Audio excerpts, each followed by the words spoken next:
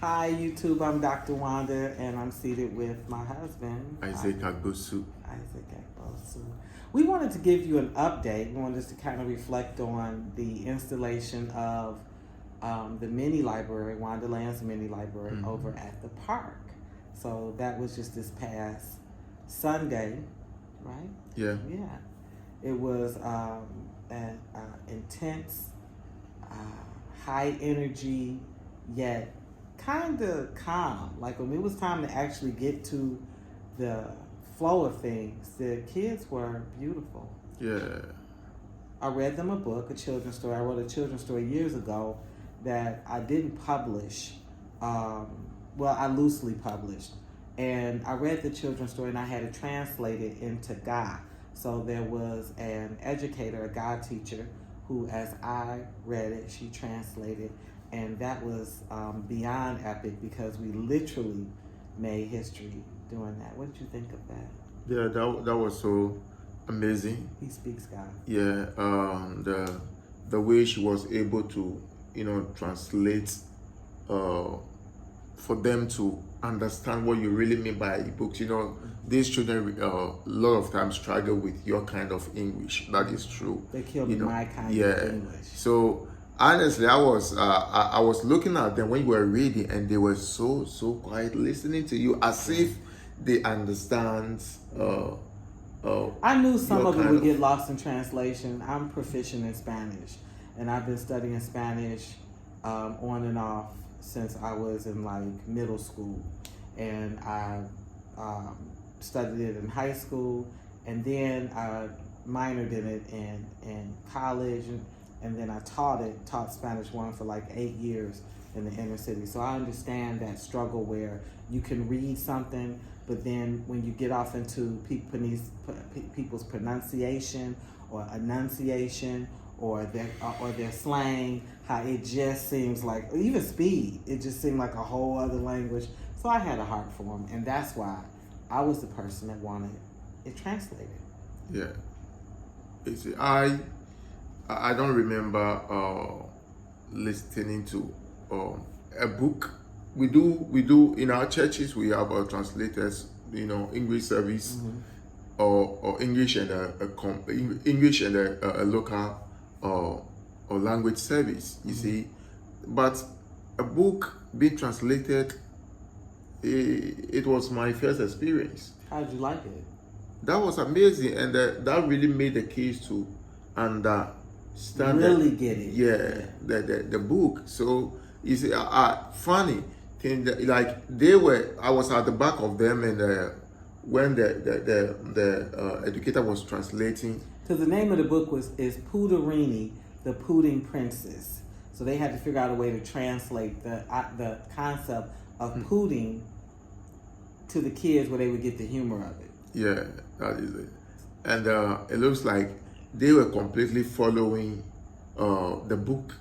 So what were they doing in the back? By their response, they were they were following in such a way like they were watching a movie, and like they know what is going to happen next. Yeah, that's when they were talking. I heard some of them talking like, then I was like, yeah, it's like they really are getting what is being read to them. The comprehension was good. Yeah, The yeah, comprehension was good. yeah. I knew it was good when I saw a few chuckles. I saw a few, and the translator also used her energy to let them know, like, it's okay to laugh at this part. But you said you heard them saying something. Yeah, I heard them saying when you go to a certain stage, and they kind of predicted what is going to happen next. And it was so it was so funny for them to like kind of pick, like what's going to happen next when you were reading the book. That's beautiful. Yeah. So I read a children's story. It was translated in Ga, and then I opened up the library, and the library is full of Afrocentric literature that expands the diaspora. It's everything from Haitian writers to various African writers to African American writers. It's black, more black. It's black topics, black themes, black people, black images. And it was just really fun to see the joy on their faces as they saw images of themselves. Even when they couldn't read the book, it was nice for them to just experience that. And I could tell they hadn't experienced that either. Mm-hmm. Yeah. I asked some of them if they've ever seen a library before, even in their schools. Almost a lot of them said no, they don't have library. It's not good. Yeah, they have never. Some of them said they have never seen what a library is. No library inside their building. Yeah, a lot of them said they've never seen what a library is. They don't have library. Some of them have libraries. Did they express to you that they liked the books, that they liked the experience? I mean, you went over there the next day after the whole thing. Did they express to you how they felt about the experience? Yes. Because see, that's one of the things I miss out on.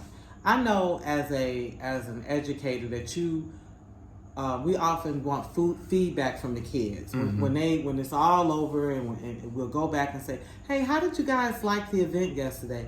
How did you like the guest speaker? How did you do you do that? Did you survey them to find? Because that's one of the things that makes me so, sad. It's like I invest so much energy and time, but this is, I don't know the language. He's not teaching me the language.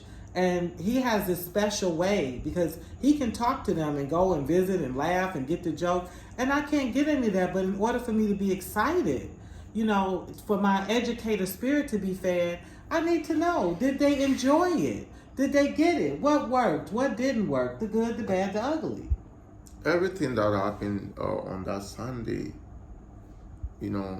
Not your opinion. What did they say? That's why the next day they were in their numbers. The next day, the Monday, I was like, no, we are not having it today. The Monday they were here in their numbers. We weren't having another program, but they were welcome to play the games. Yeah, We definitely let them play the games, and they were welcome to be back swinging and on the seesaw and all that good stuff. But they were hoping to have books and color. Yes. Oh no. You see, and that's once a week. I'm gonna open that door. Yeah, the next day they were here in their numbers, and this is a good thing. The park has brought a lot of children to this place, but every morning, before I even wake up, the knocks on my door. Brother Isaac, Brother's like, wow, it's time. That's when I'm not jealous. Yeah, they do get here early. They go to the park immediately. I personally think it's a beautiful thing because before there was nothing happening. That beautiful neem tree was sitting there, nothing was happening there. And now everything is happening there to the degree that even when parents are looking for them, they come here. They come right to that to that location. Parents who live up there, very far from this place, like 20 to 25 minutes walk. Yeah. They come here, and a lot of time when they come here, they are here. They know these boys will be here. They know. And when they come, they are here. I do have some pet peeves. I see them because now they're staying all day. Mm-hmm. Because it's not just the swing, it's not just the seesaw. They don't know when we're going to bring the trampoline out, and they live for that. Yeah. But now it's like, I run that art session, and now there's books involved. And so they stay all day. They'll stay all day just playing Connect Four and playing this Humpty Dumpty game. And some of them are close enough to Isaac that they'll come and gesture for water. But I personally think we need to make the effort of just having water available. And the truth is, in the U.S., at good parks and recreation, they always put in a water fountain. Yeah. Kids run to the water fountain, free will, and they're able to refresh themselves. Yeah, but I believe your parks, these kids don't go there for free. The parents pay. No, not for. No, see, the thing is, we have beautiful, beautiful parks. That's free. Oh wow. The problem is violence. Mm. See, our kids start getting shot at the park, jumped on at the park, and so the parks aren't safe anymore. Drug dealers started taking over the parks. They would post up at the parks, so and once they moved in, you know, who's going to protect you, right? Because parents traditionally don't hang at the park with their kids; they send you off to the park. So we lost it as that crime got intense in these communities. We've lost beautiful. If I drive you through beautiful parks that we can't go to because they're just not safe. And you see this place. We don't. We call it a park, but we can't compare this to your types of parks. See, I don't think it needs to be compared. I think you speak it into life. We're speaking life into it. First, the whole thing started with 2 swings. And then the 2 swings wasn't enough for me. I needed the toddler swing. And then the toddler swing wasn't enough for me. We needed 2 benches. And then you understand? And now we have a library. We have a brand new bench storage unit / table. And that came out of trauma. What happened that we ended up getting that? Well, the last Sunday after the library launch, we closed and we all left. But the kids, they really enjoyed themselves so much Sundown, that they were still there. They don't want to go home. Around 7 p.m. and we don't have lights there. You know, there are lights closer to the park. But it's not well lit. But we don't have lights. And 7, they were still there. So we came home. I was in the room when I had a knock on the door. Isaac, one of the girls is injured, so we need a spirit and a bandage. So I thought it was a minor injury. So I was just looking through the drawer to see if I'll be able to find something to go and check on that. You know, so I left, and when I went, the mother told me she has been taken to the hospital. She had a huge gash from a nail. Yeah, and the way the mother said it, I thought it was just a cut, because he was like, no. He told the father, you know, we can just put the spirit on it and rub it, you know. But the father took him to the hospital. So I followed up and went to the hospital. When I went to the hospital and I saw the injury, it was terrible. Nasty. Listen, the bench had been there forever. The fishermen lay on it. Different people I've seen laying on it. The wood is porous. Sometimes you can even see ant activity. But people still use this bench. And I never liked the bench. There was a portion of it when we first put the swings there. I argued with Isaac. I said, throw that wood away. There's a nail protruding. But he was lax about it. You know, kind of like push this side, push this, you know, turn it this way, and then it'll be out the way. Honestly, I nailed those nails. I nailed them inside, because these are old nails that you can't remove them. It's old nails that you can't remove. But what I felt was like the whole thing just needed to be discarded, because children don't play fair. They hop, they jump, they come up with goofy stuff. They change all the rules. That's just how it is. And so we had a kid hurt that day. They stepped on it. Yeah. So that's how that wood got placed up under that bench. Okay. And so now we have an even worse injury. We have a gashing open. It wasn't from that piece of wood, but it was from the wood from the rest of the bench. Yeah, the rest of there was a nail out at the back of it. Yes. And the way the injury happened, the mother told me the truth. The girl told the mom what happened. Her slippers fell down. Instead of her coming down to pick the slipper, he decided to take her leg through. Yeah. Mm-hmm. Then she slipped, and when she slipped, there was a nail behind the bench. That it was nasty. And Isaac went to the hospital. You know, they didn't have any. They had it, but they didn't have it.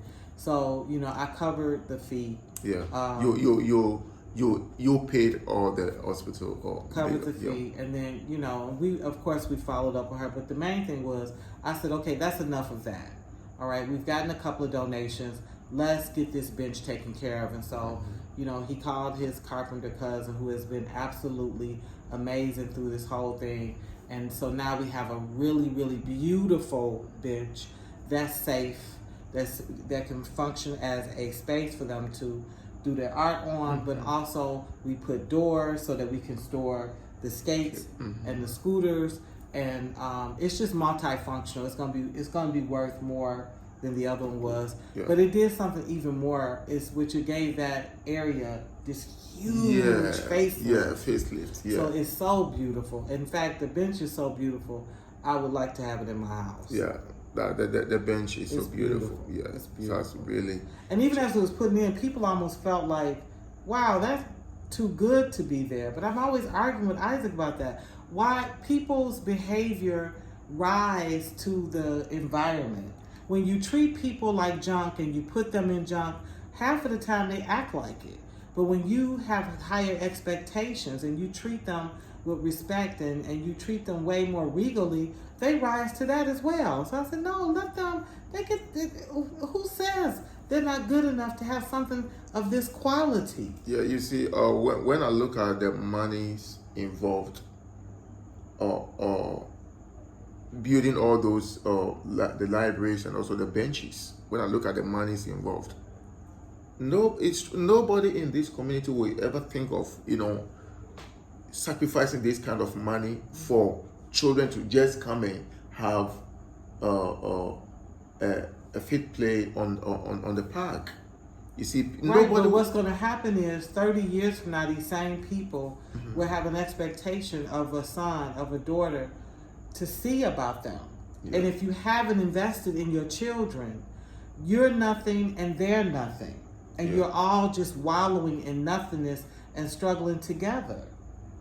That's all that happens. You have to invest. And so, yeah, it's sacrificial, but it's for the noblest of reasons. We want them to be better than us. The next generation should be better than us. Gia should be better than me. She's not competing with me. She's already greater than me. She's coming into a generation that I will never know. I'm already becoming a dinosaur as she's flourishing. That's just how it is. There are things that she'll be comfortable with doing. I look at her with her TikTok. I don't want a TikTok. I do Facebook, I do Twitter, I got a Tumblr, but I'm not really trying to TikTok. See, that she's already ahead. She's Snapchat. She's already ahead. I don't want to do all those things. I can learn them, but I don't necessarily want to do that. Now, there's going to be a generation that's doing things she's not doing, where she says, no, I'm a TikTok Snapchat girl. And they're like, no, but you're not doing blah, blah, blah. So, yeah, we want them greater than us. Yeah. I'm honored.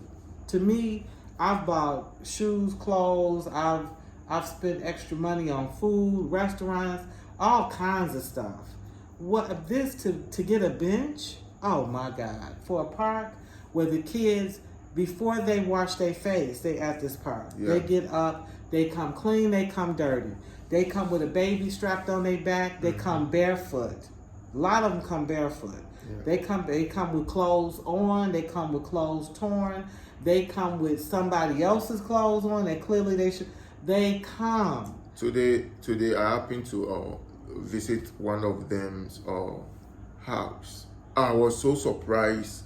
Do these children come from all this place to come to the park? Absolutely, because this community has something that the other communities don't have. They have a place where children can assemble, and they're not only are they being kinesthetically challenged, but they also have their minds being challenged. They're cognitively challenged.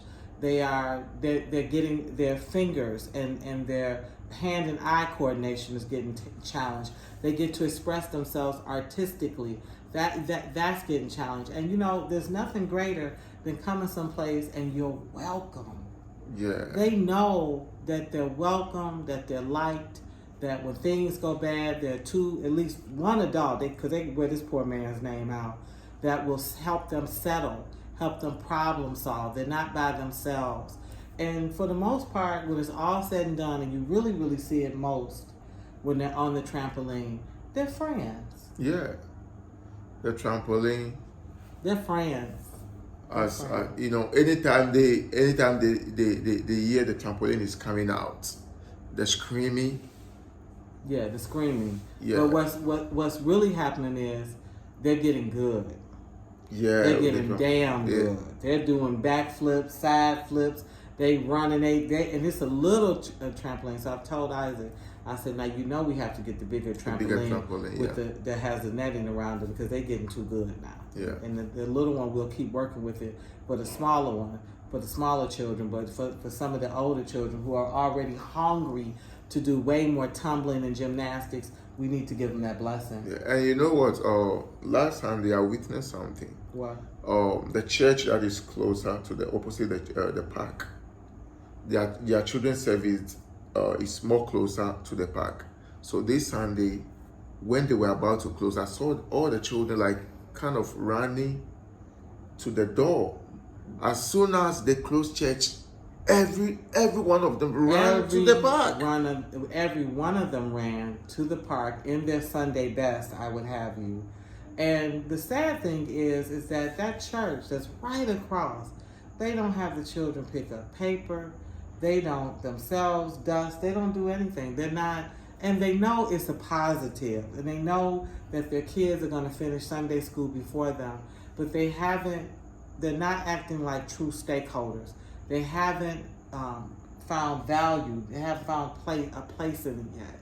So we'll see what comes of that. I've even thought about going and speaking to them and saying, hey, look, if nothing else, your children are going to come over here on a Sunday. Partner with us. If not, let them come, they swing and do all the things, but encourage them to give a hoot, don't pollute, pick up some paper, throw it away.